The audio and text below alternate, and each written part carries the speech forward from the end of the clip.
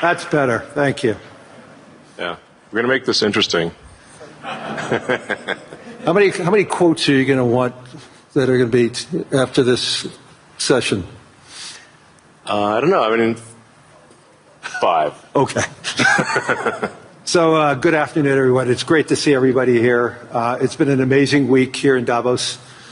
Hopefully everybody saw that we are having conversations here. Hopefully everybody agrees. There are some conversations that we may disagree. There's many conversations that we may have agreed.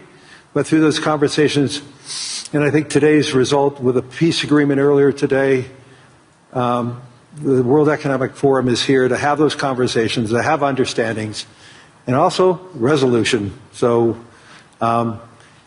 it's an important component of who we and what we are, and I'm thrilled to have Elon Musk here. He came all the way from California to be here to see all of you. So thank you, Elon. You're most welcome. I heard about the formation of the Peace Summit, and I was like, is that PIEC? A little piece of Greenland, a little piece of Venezuela. we got one. All we want is peace. Okay, I'm going to, as I said, I'm a pretty proud CEO of BlackRock since we went public. The compounding return of BlackRock to our shareholders was 21%. Since Elon took Tesla public, his compounded return is 43%. This is just another advertisement for everybody, especially for Europeans. This is why more citizens should be investing with growth, investing with their countries. Imagine if a lot of pension funds invested with Elon when Tesla went public, and how much return would all the pension funds that invested side by side with Elon and the growth. So a spectacular return. There's very few companies. Well, I don't think there's any other company as large as Tesla today that has that compounded return. So congratulations. Thank you. It's a good measurement. Well, we have an incredible team at Tesla, and that's the reason. So I want to get into the dirt, the meaningful component about technology, the possibilities. I want to talk about AI and robotics, energy, space, and the progress ultimately coming down to engineering discipline, scale, execution. And few people, if not anyone, has the experience and the fortitude to confront these issues head on. Not just the ideas, but the execution across so many different technologies, Elon, and that's why I thought it was important for us to have this dialogue here in Davos. So you're presently building on AI, on robotics, on space, on energy, all at the same time. When you look across those efforts, what do they have in common from an engineering standpoint? Well, they're all very difficult technology challenges, but the overall goal of my companies is to maximize the future of civilization, like basically maximize the probability that civilization has a great future, and to expand consciousness beyond Earth. So if you take SpaceX, for example, that SpaceX is about advancing rocket technology to the point where we can extend life and consciousness beyond Earth, to the moon, to Mars, eventually to other star systems. And I think we should always view consciousness, life as we know it, as precarious and delicate, because to the best of our knowledge, we don't know of life anywhere else. I'm often asked, are there aliens among us? And I'll say that I am one, but or you're from the future. They don't believe me. Okay. But I think if anyone would know if there are aliens among us, it would be me. And we have 9,000 satellites up there, and not once have we had to maneuver around an alien spaceship. So I'm like, I don't know. Bottom line is, I think we need to assume that life and consciousness is extremely rare, and it might only be us. And if that's the case, then we need to do everything possible to ensure that the light of consciousness is not extinguished, because we're effectively, the way I view it is, the image in my mind is of a tiny candle in a vast darkness, a tiny candle of consciousness that could easily go out. And that's why it's important to make life multiplanetary, such that if there is a natural disaster or a man-made disaster on Earth, that consciousness continues. That's the purpose of SpaceX. Tesla is obviously about sustainable technology, and also at this point we've sort of added to our mission sustainable abundance. So with robotics and AI, this is really the path to abundance for all. If you say, people often talk about solving global poverty, or essentially how do we give everyone a very high standard of living. I think the only way to do this is AI and robotics, which doesn't mean that it is without its issues. I mean, we need to be very careful with AI. We need to be very careful with robotics. We don't want to find ourselves in a James Cameron movie, Terminator. He's got great movies. I love his movies, but we don't want to be in Terminator, obviously. But if you have ubiquitous AI that is essentially free or close to it, and ubiquitous robotics, then you will have an explosion in the global economy, an expansion in the global economy that is truly beyond all precedent. Elon, can that expansion be broad? Yes. Or is it narrow? And how can that be created? How can it broaden the global economy? Yeah, I mean, a way to think of it is that if you have a large number of humanoid robots, the economic output is the average productivity per robot times the number of robots. Right. And actually, my prediction is in the benign scenario of the future that the robots will actually make so many robots and AI that they will actually saturate all human needs. Meaning you won't be able to even think of something to ask the robot for at a certain point. There will be such an abundance of goods and services, because my prediction is that there'll be more robots than people. So, but how do you then have human purpose in that scenario? Yeah, nothing's perfect, but it is a necessary. You can't have both. You can't have work that has to be done and amazing abundance for all. Because if it's work that has to be done, then you and only some people can do it, then you can't have abundance. Then it's narrow. It's narrow, yeah. Exactly. So, but if you have billions of humanoid robots, and I think there will be, I think everyone on Earth is going to have one and going to want one, because who wouldn't want a robot to, assuming it's very safe, watch over your kids, take care of your pet. If you have elderly parents, a lot of friends of mine said they have elderly parents. It's very difficult to take care of them. Expensive. Yeah, it's expensive, and there just aren't enough people to take care of there aren't enough young people to take care of the old people. Right. So if you had a robot that could take care of and protect an elderly parents, I think that would be great. That would be an amazing thing to have.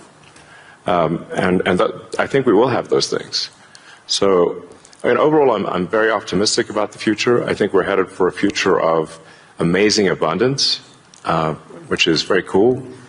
And definitely, we are in the most interesting time in history. I think there's a more interesting time in history. Can we Can you and I reverse aging in this new history, or are we going to see it? I haven't put much time into the aging stuff. I do think it is a very solvable problem. Like you can. I think when we figure out what causes aging, I think we'll find it's incredibly obvious. It's not a subtle thing. The reason I say it's not a subtle thing is because all the cells in your body, with some pretty much age at the same rate. Good. I've never seen someone with an old left arm and a young right arm ever in my life. So why is that? That means that there must be a clock, a synchronizing clock, Right. that is synchronizing across 35 trillion cells in your body. There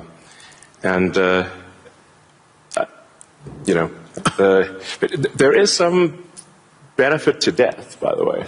It's like there's a reason why we don't actually have a longer lifespan, because if people do live forever for a very long time, I think there's some risk of an ossification of society, of things just getting kind of locked in place,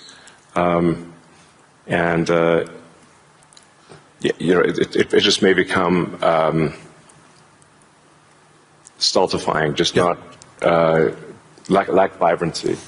But that said, do I think we'll figure out ways to extend life and maybe even reverse aging? I think that's highly likely. I'm looking forward to that. Yeah.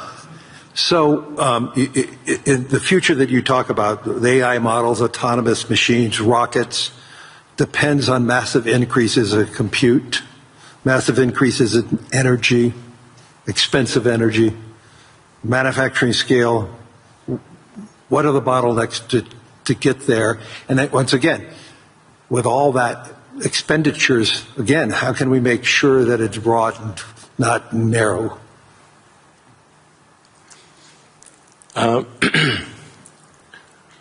I just think the natural thing is it's going to be very broad, because AI companies will seek as many customers as they possibly can, and the cost of AI is already very low, and it's plummeting every year.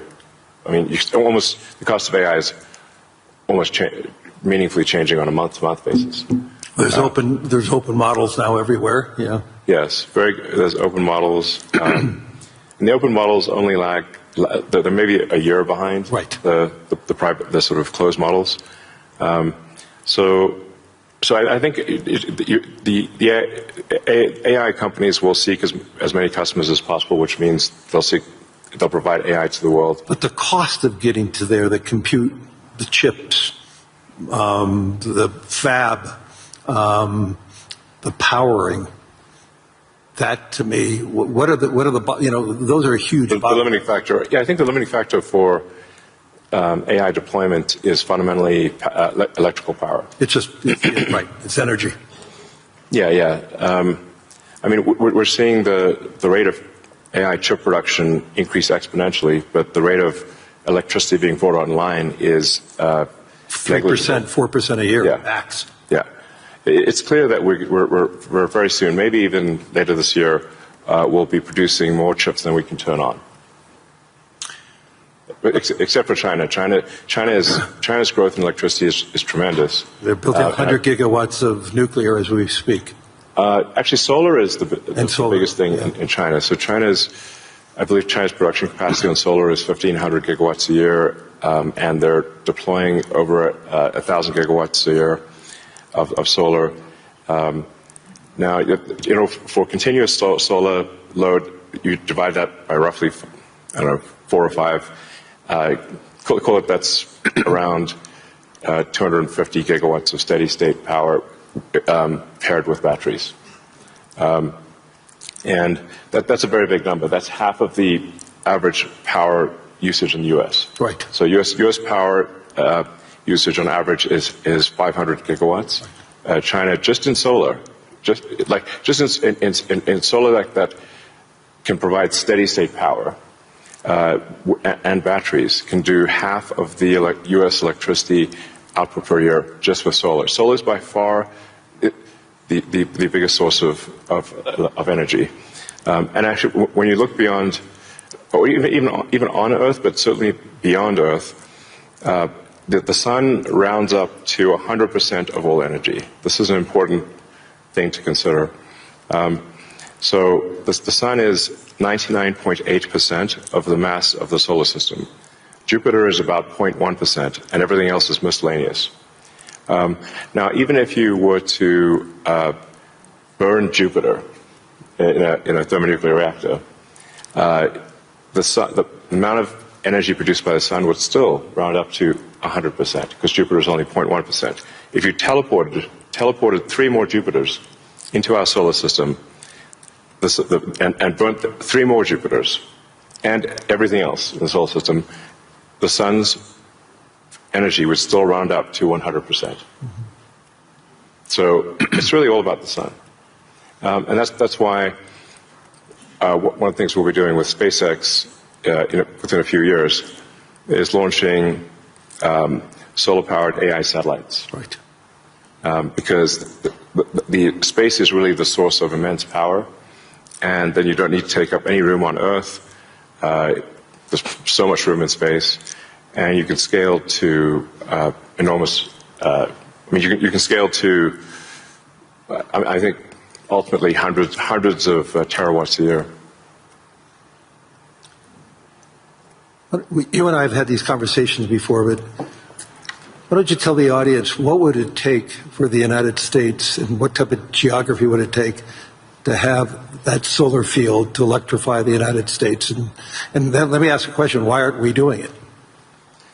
Yeah. So, I guess a rough way to think about it is 100 miles by 100 miles, or call it 160 kilometers by 160 kilometers of solar is enough to power the entire United States.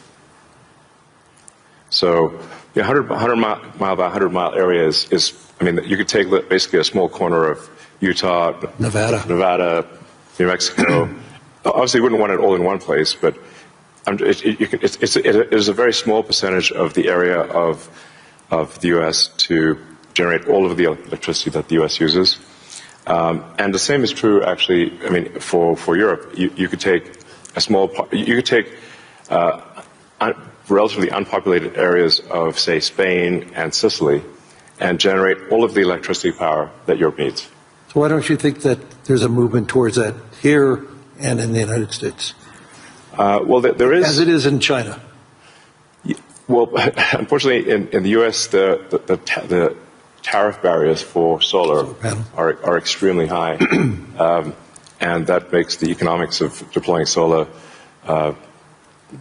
so artificially high, because China makes almost all the solar, What would it take for Europe or the U.S. to build it commercially, if it's that scale? Yeah, I think. Well, I can tell you what we're going to do. SpaceX and Tesla is we're building up large-scale solar. Right. So the SpaceX and Tesla teams both separately are working to build to 100 gigawatts a year of solar power in the U.S. of manufactured solar power, and that'll probably take us, I don't know, about 3 years or something. But these are pretty big numbers. Mm-hmm. I'd encourage others to do the same. We obviously don't control the U.S. Tariff policy, mm-hmm. But for other countries, I would recommend that China makes solar cells that are incredibly low cost, and I think it would be worth doing large scale solar. So, I know you're going to be having a couple of big announcements on robotics and what it can do. When I went to the factory, you showed me those robots. Yeah. How quickly, you talked about the billions of robots, but how quickly can they be deployed in a manufacturing setting? How quickly can they be utilized and be functional and create that abundance that you talked about? Well, humanoid robotics will advance very quickly. I think We do have some of the Tesla Optimus robots doing simple tasks in the factory. We expect probably later this year. By the end of this year, I think they'll be doing more complex tasks, but still deployed in an industrial environment. And probably sometime next year, I'd say that by the end of next year, I think would be selling humanoid robots to the public. That's when we are confident that it's very high reliability, very high safety, and the range of functionality is also very high. You can basically ask it to do anything you'd like. You're already seeing that in Tesla cars. The software changes that you're doing, and what is it? Yeah. Every quarter now, a software change that upgrades the ability of the robot within the car. Yes, the Tesla Full Self-Driving software we update it sometimes once a week, and recently some of the insurance companies have said that it is actually so safe when Tesla Full Self-Driving is so safe that they're offering customers half-price insurance if they use Tesla Full Self-Driving in their car. And that can be monitored by the insurance company? Is that part of the agreement? Yeah. I think self-driving cars is essentially a solved problem at this point. Right. And Tesla's rolled out a sort of robotaxi service in a few cities, and right. will be very, very widespread by the end of this year within the U.S. And then we hope to get supervised full self-driving approval in Europe hopefully next month. Really that quickly? Yeah, and then maybe a similar timing for China, hopefully. I want to move to space because historically space is very capital intensive. It has historically been done by governments. Obviously SpaceX changed the whole model. But we've seen it slow to scale, and now I'm starting to see it ramping up in what you're doing and other things. Talk to us about the automation and AI, how it's changing the economics in building and preparing for us in operating in space. Sure. Well, the key breakthrough the major breakthrough that SpaceX is hoping to achieve this year is full reusability. So no one has ever achieved full reusability of a rocket, which is very important for the cost of access to space. We've achieved partial reusability with Falcon 9 by landing the boost stage. We've now landed the boost stage over 500 times. But we have to throw away the upper stage. The upper stage sort of burns up on re-entry for Falcon 9. So, and the cost of that is equivalent to a small to medium-sized jet. So, but with Starship, which is a giant rocket, it's the largest flying machine ever made. That's a rocket that you're using for the idea of going to Mars, right? Yeah, Mars and the Moon, as well as for high-volume satellite stuff. So, Starship. Hopefully this year we should prove full reusability for Starship, which will be a profound invention because the cost of access to space will drop by a factor of 100 when you achieve full reusability. Right. It's the same sort of economic difference that you would expect between, say, a reusable aircraft and a non-reusable aircraft. Like if you have to throw your aircraft away after every flight, that would be a very expensive flight. But if you only have to refuel, then it's the cost of the fuel. And so that's really the fundamental breakthrough that gets the cost of access to space, we think, below the cost of freight on aircraft. So, under $100 a pound type of thing easily. Wow. So it makes putting large satellites into space very low, very cheap. And then when you have solar in space, you get 5 times more effectiveness, maybe even more than that, than solar on the ground, because it's always sunny. It's cold. It's always sunny, so you don't have a day-night cycle or seasonality or weather, and you get about 30% more power in space because you don't have atmospheric attenuation of the power. Right. The net effect is solar is 5 times more. Any given solar panel will do 5 times more energy in space than on the ground. Is there any capacity in doing that and then taking that power and bringing it back to Earth? Is there any way of doing that, or you're just taking that power and utilizing it for the needs, like building AI data centers in space? I think the case, it's a no-brainer for building solar-powered AI data centers in space, because as you mentioned, it's also very cold in space. If you're in the shadow, then it's very cold in space, just 3 degrees Kelvin. So you just have solar panels facing the sun, and then a radiator that's pointed away from the sun, so it has no sun incidence, and then it's just cooling. It's a very efficient cooling system. So net effect is that the lowest cost place to put AI will be space, and that'll be true within 2 years, maybe 3 at the latest. Wow. So looking 10 or 20 years out, how would you describe success with AI or space technology, and where do you see it? Are you more certain what's going to happen in the next 3 years, or 5 or 10?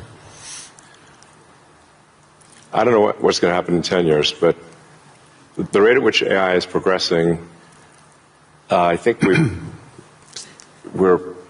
might have AI that is smarter than any human by the end of this year, and I would say no later than next year. Wow.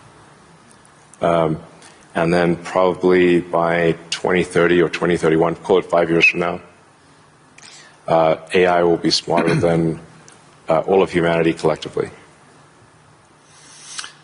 We only have a number of minutes left, but I want to humanize you for a second. So there's no speculation that you're about peace. Right. I would frame this question by, you're the most successful entrepreneur, industrialist in the 21st century, maybe beyond. I want to really get this. What inspired you? Who's inspired you? What was the foundation of your curiosity? And importantly, was there an aha moment, an epiphany at any time in your life and career? Well, as a kid, I read a lot of science fiction, sci-fi, fantasy books. Yeah, we talked about and comic books, and I always liked technology. I didn't expect to be where I am today. This seems incredibly implausible. But I was inspired by reading about books about the future, about science fiction, and I guess I want to make science fiction not fiction forever. At some point, turn science fiction to science fact, we want to have like Starfleet and Star Trek, really for real, like where we actually have giant spaceships traveling through space, going to other planets, traveling to other star systems. I'm just interested if I could be beamed up to go back to New York. I'd like to just be beamed back to New York instead of flying. Yeah. Talking about Star Trek. No, I guess my essential, what I would call the philosophy of curiosity. I'd like to understand the meaning of life. Is the standard model of physics correct regarding the beginning of life, beginning of existence, and the end of the universe? What questions do we not know to ask that we should ask? And AI will help us with these things. So I'm just trying to understand how do we get here? What's going on? What's real? Are there aliens? Maybe there are. And if we've got spaceships that are traveling to other star systems, we may encounter aliens, or we may find many long dead alien civilizations. But I just want to know what's going on. I'm curious about the universe, and That's my philosophy. Do you see yourself ever going to Mars in your lifetime? Yeah, I mean, I would say like, That's a long commitment. I've been asked, but Isn't that 3 years each way? it's 6 months.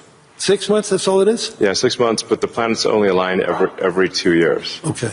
So, yeah, I've been asked a few times, like, do I want to, die on Mars? And I'm like, yes, but just not on impact.